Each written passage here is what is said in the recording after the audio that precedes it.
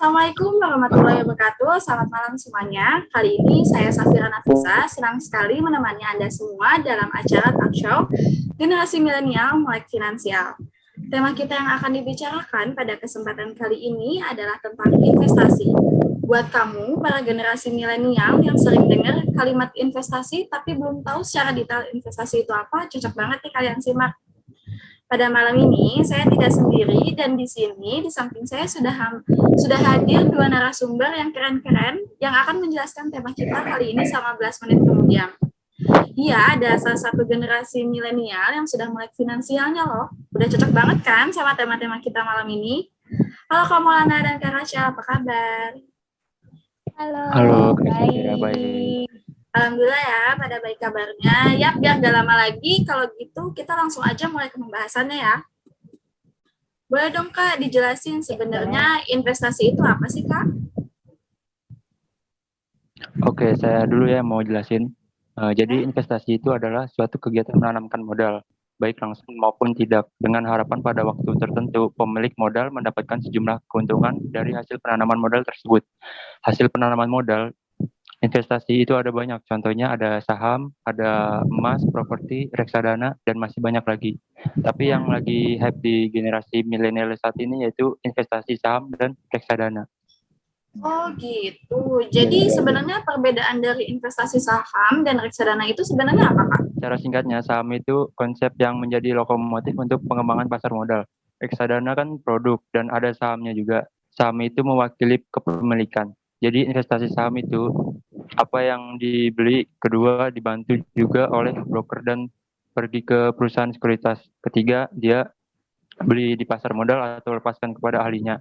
Dan broker membantu membelikan saham. Jadi nabung saham kan konsep, kalau reksadana itu produknya. Oh begitu. Jadi untuk kita nih yang baru ngerti investasi saham, kalau kita harus mau punya modalnya tuh berapa sih Kak? Dan caranya tuh kayak gimana? Jadi modal membeli saham sebenarnya ditentukan oleh tiga faktor, yaitu harga saham perusahaan yang akan dibeli, fee transaksi sekuritas, dan jumlah saham yang akan dibeli. Saat ini kita bisa mulai membeli saham di BEI dengan mulai sekitar Rp 100.000 untuk pemula. Cara memulai investasi saham itu cara pertama kita harus pelajari dunia saham dulu. Lalu membeli saham berfundamental bagus dan prospek bagus, tetapi harganya yang murah. Yang terpenting, kita investasi saham di aplikasi yang sudah terdaftar di OJK seperti Bibit, Ajaib, Stockbit, dan iPod, Indo Premier Online Teknologi. Wah, murah sekali ya, hanya 100.000 aja para generasi milenial udah bisa mulai investasi untuk masa depannya. Nah, tapi Kak, gimana sih cara biar melihat saham yang fundamentalnya itu bagus? Caranya dengan melakukan analisis fundamental, yaitu membaca laporan keuangan perusahaan, yang semuanya bisa di-download dari website BEI www.idx.co.id. Perusahaan yang bagus adalah yang memiliki kinerja keuangan yang bagus, di mana laba serta ekualitas bertumbuh, di mana laba ekualitas bertumbuh, return on equity-nya ROE besar dan jumlah untungnya kecil atau tidak terlalu besar. Selain itu, lihat juga kinerja perusahaan di lalu minimal 5 tahun terakhir. Perusahaan yang bagus adalah yang labanya mampu untuk tumbuh secara konsisten selama minimal 5 tahun. Jadi investasi itu banyak kerugiannya ya Kak ya, tapi cara mengatasi kerugian tersebut gimana tuh Kak? Dan Kakak sebenarnya pernah nggak sih mengalami kerugian seperti itu? Oh, tentunya pernah, karena gak cuma di saham, investasi dimanapun pasti selain menawarkan potensi keuntungan, juga pasti memiliki unsur risiko. Pada dasarnya, risiko tinggi investasi saham akan dialami oleh investor yang tidak memiliki informasi dan aturan investasi yang jelas. Misalnya, kita tidak bisa memutuskan membeli saham hanya karena saham tersebut dibahas di media massa sebagai saham yang menguntungkan. Baik. Jadi sebenarnya kita tuh bisa nggak sih Kak hidup hanya dari saham aja? Kan banyak tuh orang yang bilang investing for living. Nah, kalau bisa tuh gimana sih Kak caranya? Ini aku yang jawab ya. Mungkin Ya, boleh. bisa dijawab sama Rachel. Thank you ya. Gini, kalau misalnya ditanya bisa nggak sih kita hidup dari hasil investasi? Jawabannya bisa, apa sih yang enggak? Yang penting itu menghasilkan uang. Tapi yang harus digarisbawahi sama yang harus diingat baik-baik itu jangan dijadikan hasil investasi itu sebagai pegangan utama aja. Kita harus tetap kerja, harus tetap ngelakuin sesuatu yang menghasilkan uang, karena kalau bisa dibilang investasi itu bukan, kalau kita nginvest itu kita nggak bisa nginvest hasil yang kecil. Kalau kita nginvest kecil, hasilnya pun akan kecil. Kalau kita invest yang besar, tentu kan kita harus ada modalnya, betul kan? Betul. Ya, jadi kalau dibilang investing for living itu berarti kebutuhan hidup sehari-hari dipenuhi dari hasil investasi, oke? Cuma ada syaratnya. Nah, itu yang tadi saya bilang, kalau misalnya kita mau hidup dari hasil investasi, itu jangan dijadiin pedoman. Nah, kalau untuk hidup dari keuntungan aja, kita butuh modal yang sangat besar, karena keuntungan yang diberikan kan kecil. Kalau misalnya kita, itu kisarannya dari 1% sampai 3% dari harga saham yang kita investasikan. Kalau misalnya kita invest 1 miliar, berarti kita cuma dapat keuntungan sekitar 10 sampai 30 juta per tahunnya. Kalau misalnya kita investasi per tahun.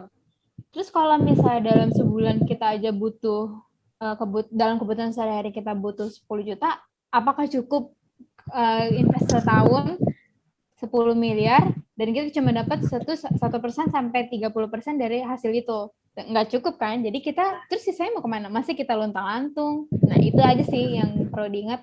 Bisa, tapi jangan dijadikan kunci utama gitu. Oke, baik. Jadi sebenarnya kan investasi itu kan banyak ya jenisnya. Ada investasi emas, investasi properti, obligasi, investasi reksadana. Nah, menurut kakak nih, di antara investasi yang tadi, yang paling mudah untuk para generasi milenial itu apa sih, Kak, yang mana? Kalau menurut saya pribadi, karena saya kebetulan pernah kerja di bagian saham, yang bergerak di bidang emas, menurut saya untuk generasi milenial itu reksadana. Kenapa? Kita milenial memang mungkin ada beberapa yang sudah menghasilkan uang sendiri, tapi dibandingin orang tua kita atau gimana, itu nggak seberapa. Jadi yang saya sarankan ya reksadana, karena seperti yang tadi udah dijelaskan sama Kak Maulana ya, ada aplikasi namanya Bibit, dan itu kita bisa invest sekitar 100.000, dan itu uang yang bisa dibilang cukup dicari atau cukup didapetin ya untuk generasi milenial zaman sekarang gitu. Jadi kalau bisa dibilang ya invest tuh mudah buat anak milenial, salah satunya adalah reksadana gitu. Baik. Nah, kalau cara mengatasi kerugian dalam investasi saham maupun investasi reksadana tuh gimana sih, Kak? Boleh dong kasih tipsnya untuk para kaum milenial yang belum berpengalaman dalam hal ini. Ya, tadi saya kebetulan sudah research nih. Nah, kalau misalnya tips untuk generasi milenial dalam mengatasi kerugiannya, kalau investasi ya, yang pertama itu yang harus benar-benar dicermatin itu analisis dulu, analisis sama kenali. Gimana sih prospek perusahaannya, kira-kira modal investasinya berapa, terus keuntungan yang didapat berapa, permainannya gimana sih gitu kan. Dan kita juga harus tahu apakah dia sudah terdaftar di OJK atau di mananya. Itu tuh harus benar-benar dikenali prospeknya dulu sama perusahaannya. Yang kedua adalah, yang paling penting juga adalah menggunakan uang dingin. Maksudnya apa sih menggunakan uang dingin?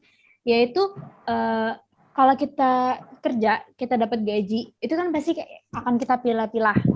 Apa sih yang untuk kebutuhan sehari-hari, yang bakal kita tabung, yang bakal kebutuhan kita dalam sebulan, itu apa? Nah, itu uang dingin itu yang nggak kepake, yang nggak akan kita pakai untuk kebutuhan sehari-hari, yang benar-benar tuh uangnya, ya udah ini buat tabungan gue di masa depan, gitu. Terus yang ketiga, yang mungkin kebanyakan juga milenial zaman sekarang lakuin, itu jangan terlalu banyak invest gitu. Kita mikir kayak, oh invest tuh nanti kalau misalnya kita udah invest terus harganya lagi naik, wah kita dapat untungnya gede. Wah itu tuh harus dipikirin matang-matang, makanya jangan terlalu gede. Memang kalau invest gede, income-nya juga gede, tapi kan kita nggak tahu kalau ternyata lagi rugi di harga terendah dan itu akan turun terus, terus kita bisa apa? Uang yang kita tabungin gede, ya sama aja, malah bisa berkurang gitu kan. Ya, betul. Itu aja sih. Nah, spesial pertanyaan terakhir nih, Kak. Boleh dong kasih pesan-pesan buat para generasi milenial biar kita semua itu melek nih finansial seperti Kak Rachel, Kak Maul ini. Mau atau aku nih yang jawab? Boleh, Kak Rachel Rachel? aja. Kak Rachel aja. Masa muda, masa yang produktif. Benar banget. Itu salah satu kutipan yang menurut aku tuh benar banget. Masa muda kita masih bisa banyak geraknya, masih banyak aktivitas yang kita lakuin, dan banyak juga manfaat yang akan kita dapetin ya. Nah, terus dengan generasi ini aku harap bisa dimanfaatin sebaik mungkin, bukan cuma foya-foya aja. Mengamburkan uang tuh jangan. Dan tapi harus nyiapin diri bakal masa depan. Mikir panjang dulu deh sebelum ngelakuin sesuatu. Nah, terus mikir juga kalau misalnya gue lagi produktif nih, sisihin lah duitnya gitu. Itu tuh buat masa depan. Bukan aku ngomong bukan ayo kita nabung terus apa gimana, enggak, karena aku juga pengalaman. Jadi untuk generasi zaman sekarang, simpen duitnya buat bakal masa depan. Apalagi sekarang udah banyak ya, yang tadi Kak Maul bilang, invest tuh udah banyak banget, termasuk bibit reksadana tuh udah, ya itu udah paling bisa dicapai.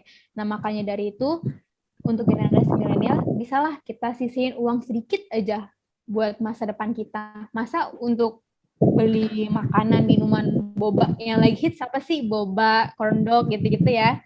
Masa bisa buat investasi masa depan jangka panjangnya nggak bisa gitu. Oke, jadi terima kasih untuk Kak Maul dan Kak Rachel atas waktunya dan telah menyempatkan diri datang dan berpartisipasi dalam acara generasi milenial melek finansial ini. Acara telah selesai. Saya Safira Nafisa pamit undur diri. Sampai jumpa. Ya.